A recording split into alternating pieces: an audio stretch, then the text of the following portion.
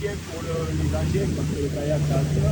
Et puis sur l'érosion, Les missions de la réserve naturelle marine de Cervère-Banyuls, elles sont très diverses. Il y a la surveillance du site déjà qui est importante pour nous. Ça nous permet de sensibiliser et d'aller contrôler les usagers pour qu'il y ait un respect de la réglementation qui est mise en place dans cette réserve.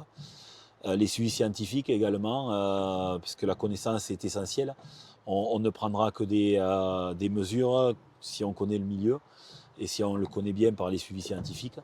Donc ça, c'est une mission importante. Il y a une quinzaine, une vingtaine de suivis qui se font par an. Donc on contrôle en fait tout ce qui est action de pêche sous-marine, notamment parce que là, il y a un réel impact sur la réserve. Donc on contrôle l'activité de pêche, la pêche de loisirs aussi, pour que les personnes respectent la réglementation qui est mise en place.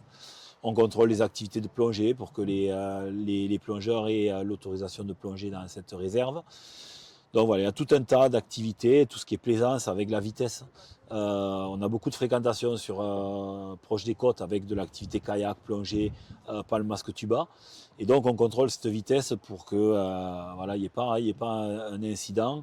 On s'attelle vraiment à faire respecter toute cette réglementation pour que les gens profitent de la réserve. Sur la baie de Poly, qui est une baie qui est également gérée en partie par le département, par la mise en place de dispositifs d'amarrage écologique.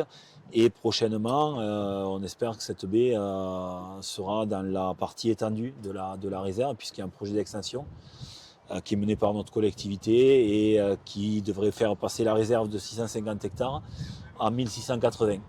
Donc ça, c'est quand même un beau projet qui devra aboutir, on espère, en 2026.